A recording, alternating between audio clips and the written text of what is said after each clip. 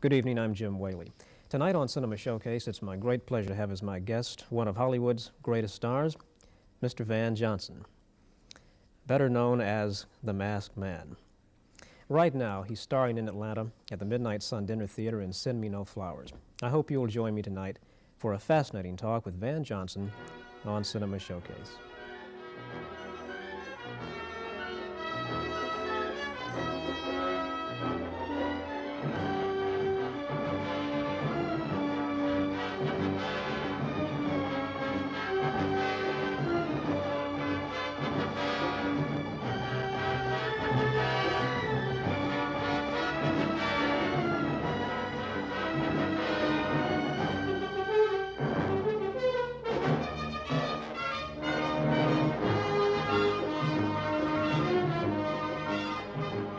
Thank you very much for joining me on Cinema Showcase tonight, and join me in welcoming to the program Mr. Van Johnson. It's a pleasure to have you here.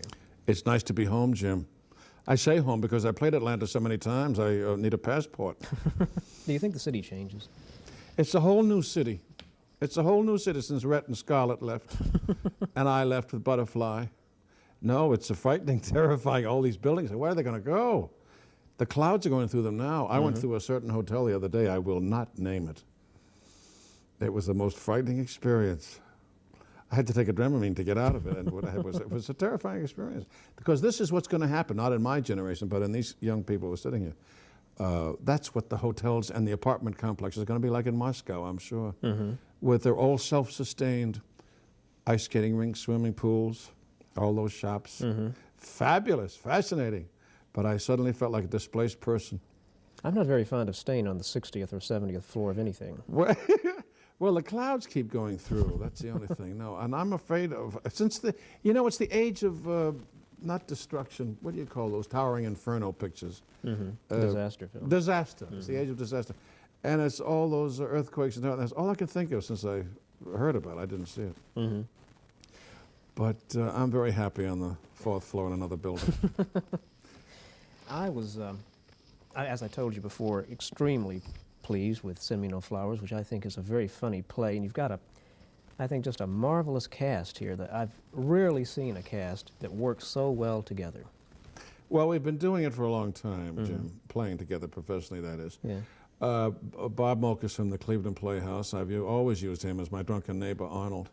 We've always done Boeing together and helped stamp out Marriage and Girl in My Soup. Music Man. And Helena Human's from Dallas. Rachel, my wife, is from, I'm all right, Chicago. And the rest of them are from New York. Bruce Brighton, a wonderful pro, and Gardner Brooksbank. Isn't that a marvelous name? I'm glad I don't have to sign that autograph. How can you forget Gardner Brooksbank? How can you forget Gardner Brooksbank? He just came into my life. He plays Bert, the fellow that's going to take my wife away from me. And he's very good. I call him the Reverend because he's so pure. I never hear the guy swear, doesn't drink, doesn't smoke. And he's an actor? And he's an actor. He's a very good one, too. I think he's going to take the veil any minute. Because if he doesn't, I will. How do you like dinner theaters as a rule? Is it any different or any more difficult to play a dinner theater than any other kind of theater? I think it's easier, Jim, because people have had a couple of drinks and they've had a nice dinner, and they're relaxed and they're ready to see something good, and it damn well better be good.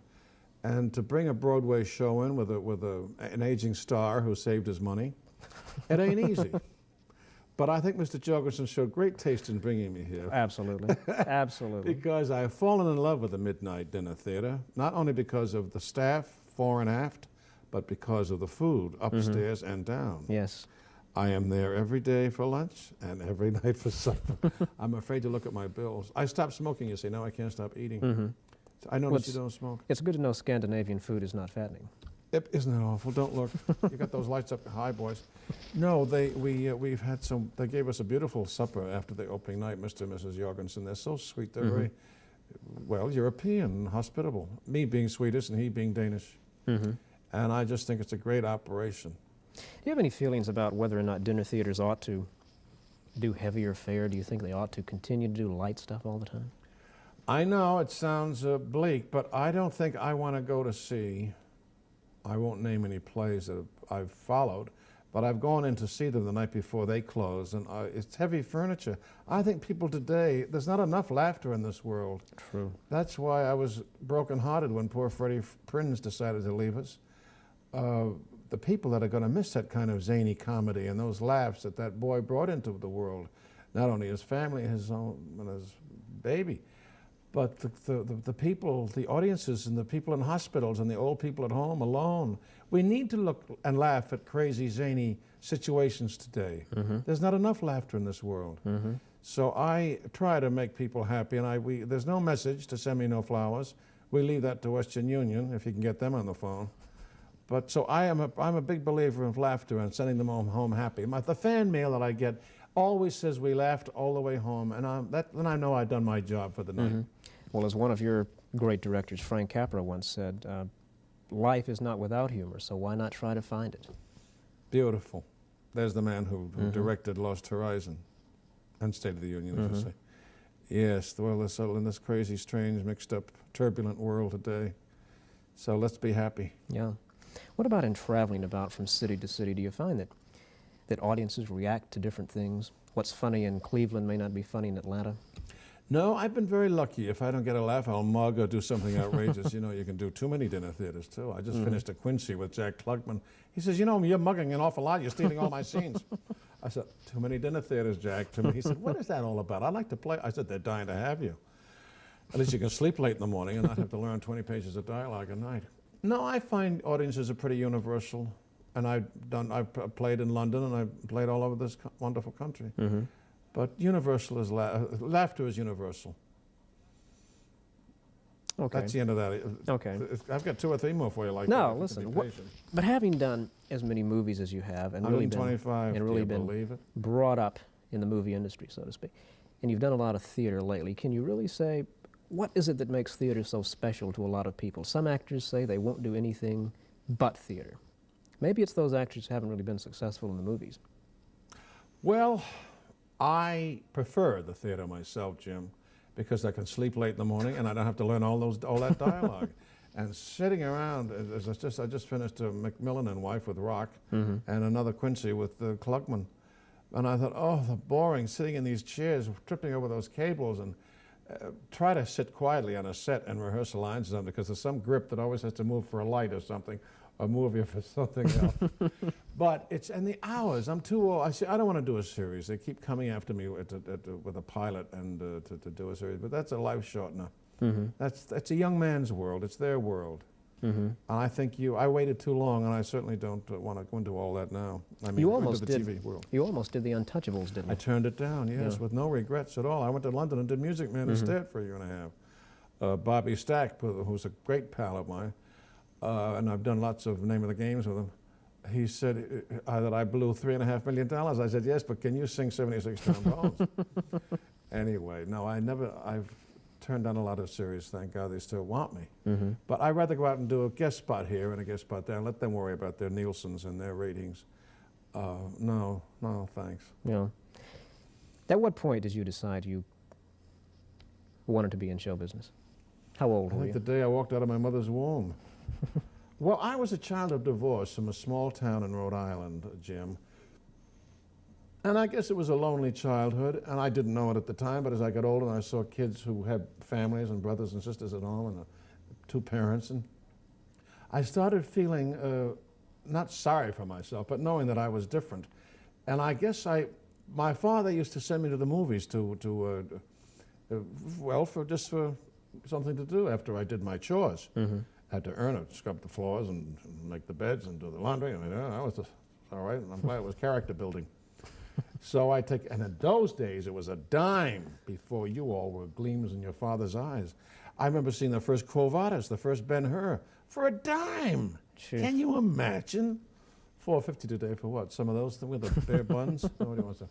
But, and I came home one day, I came out of the theater, and I realized that I wanted to be one of those people up on that screen, because they gave me such escape and such happiness that I thought maybe I have something to give to the world, to people in wherever, lonely or in hospitals or just living alone. If I can give people a chance to escape and something to be talk about it, be happy about it. So I decided I wanted to be an actor right then and there. But I had no thought of movies, Jim. I always wanted to be on the stage. I still do. Well, did your father encourage you to get into acting, or did he want you to do something else? No. You know, when you raise your head above the crowd in a small town, you're a freak right away. They thought I was nuts. I still think they do today.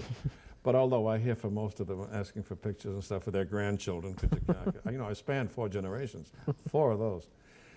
What was the question?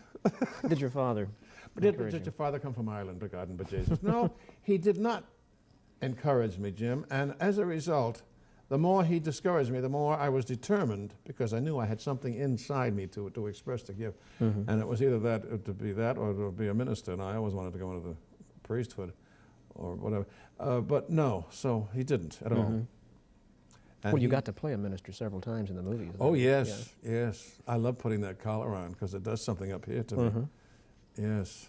I walk around with this black sweater all through Davison's and Richard's department store every day with a black hat and a thing. And they say, "Good morning, Father." "Oh, Father." They don't know me if my heart rocks, some of those people. So I always say, "Bless you, my son."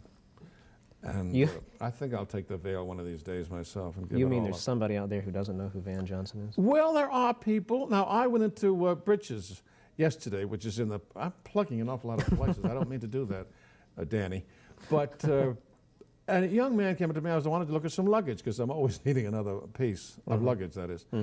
And so he said, "What do you mean you're at the Peachtree, the Midnight Sun dinner theater?" I said, "Well, I'm in a show upstairs there, and I want you to send that luggage up to." He said, "Oh, well, he was interested, you see." He said, "Well, what do you do in the show?" I said, "Oh, well, I have a small part."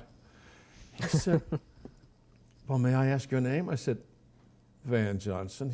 Well, he dropped his teeth, his mustache, the luggage, the checkbook, everything.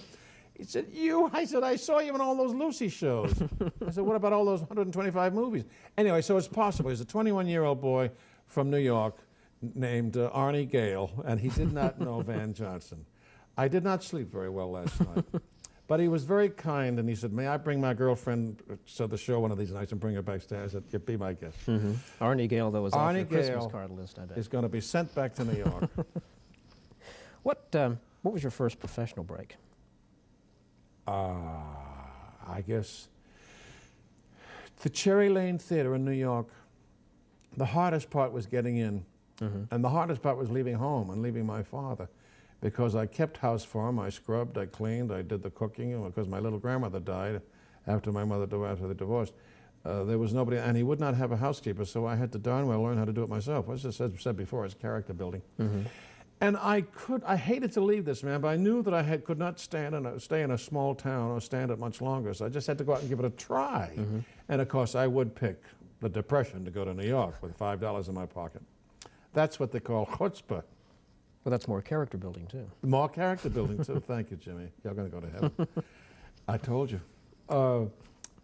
And then I walked those streets in New York, and I finally got a break in the Village before off-Broadway was chic. Today it's off-Broadway and off-Broadway.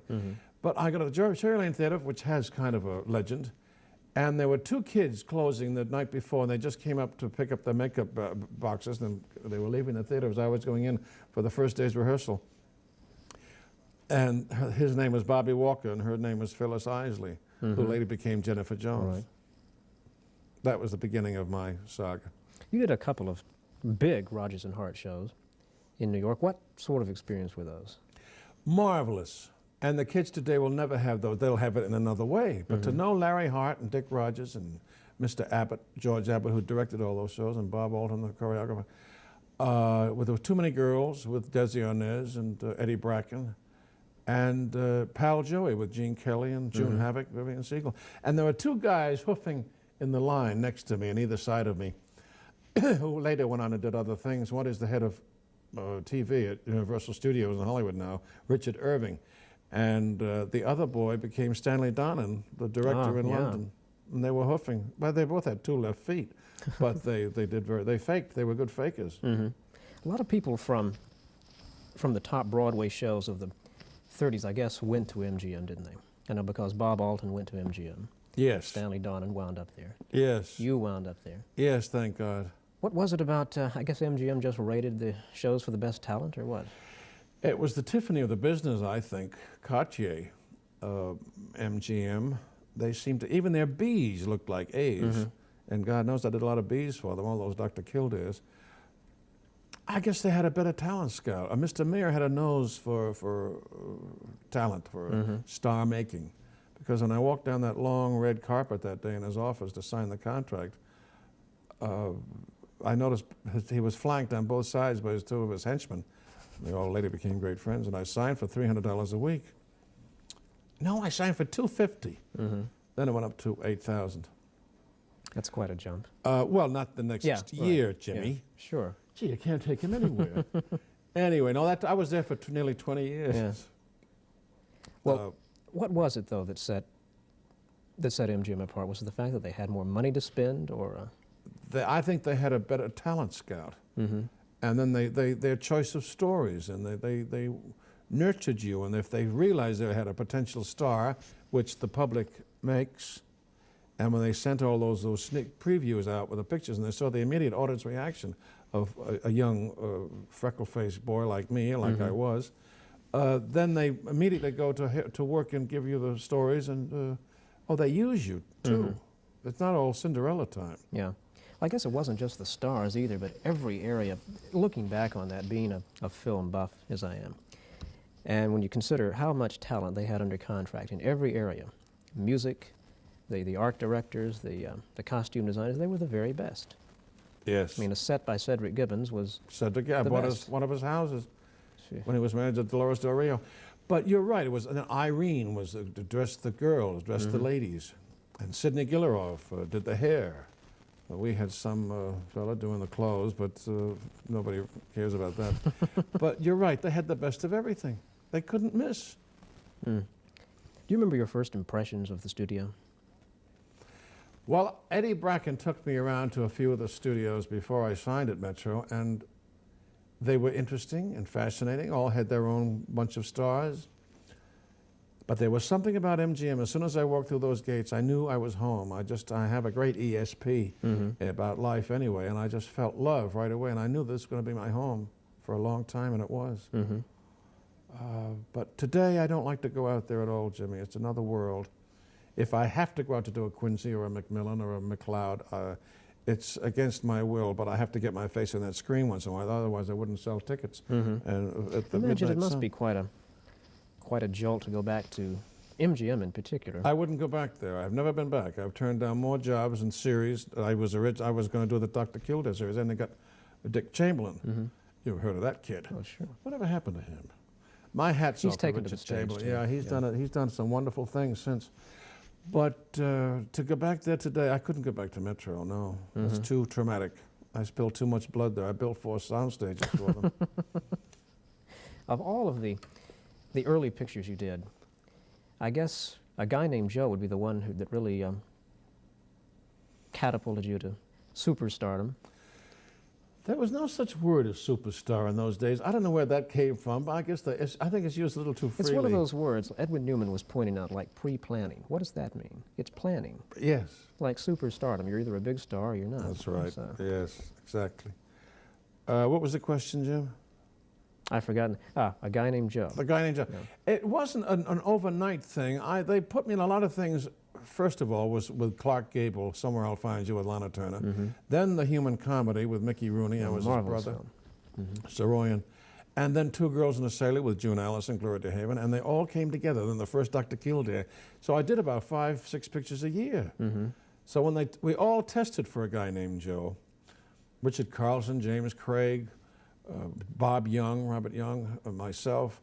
Naturally, you know who always got the part? Little old Vanny. I did that, and I tested for 30 Seconds Over Tokyo again. And again, I got the part. But I think I got Tokyo because of A Guy Named Joe. But I don't think it was any quick overnight thing, Jim. It was just a slow, throwing those pictures at the public one after the other. The people liked what they saw on the screen. They wanted to see more of this fat face.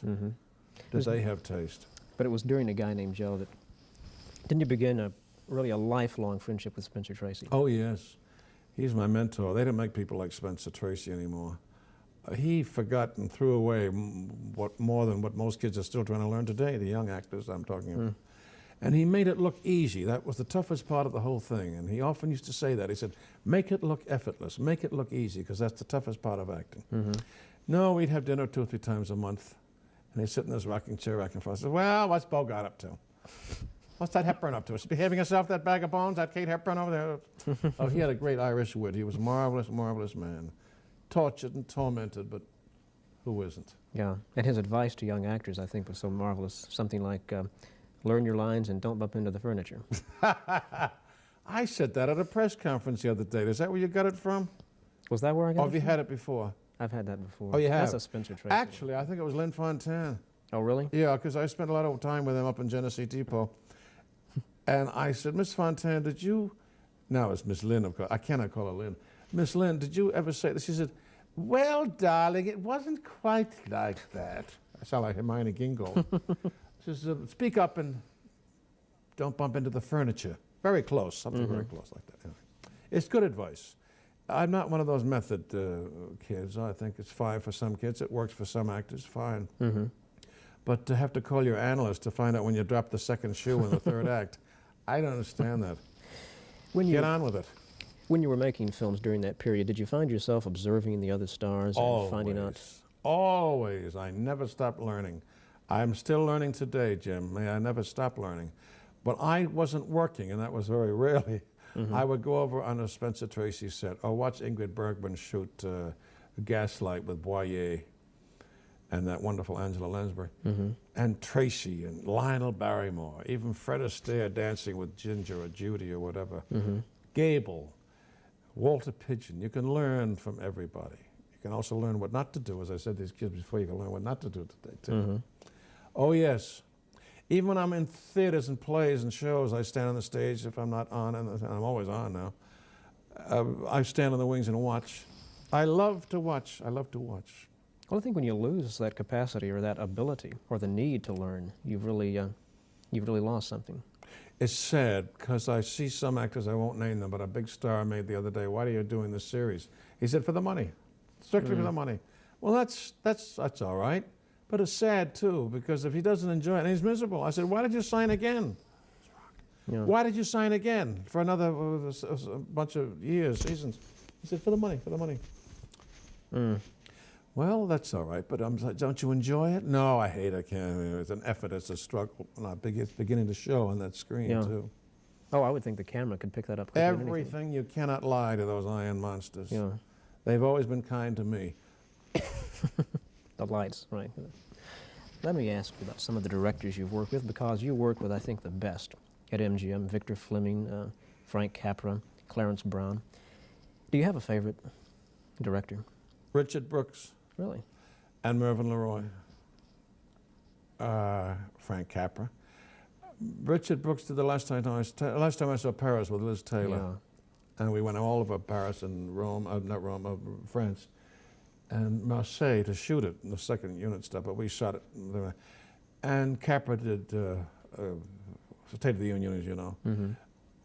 Mervyn LeRoy did 30 Seconds Over Tokyo, and Madame Curie. I bet you know that I was in that, You played a reporter. You can't take him anywhere. He knows everything. Yes, they're just about, I can't think of it. Wild Bill Wellman, who did Battleground, that poster in back of me, he was one of the greats, too. He just died recently, but Victor Fleming. That's about it. Clarence Brown, though, I think was one of the most...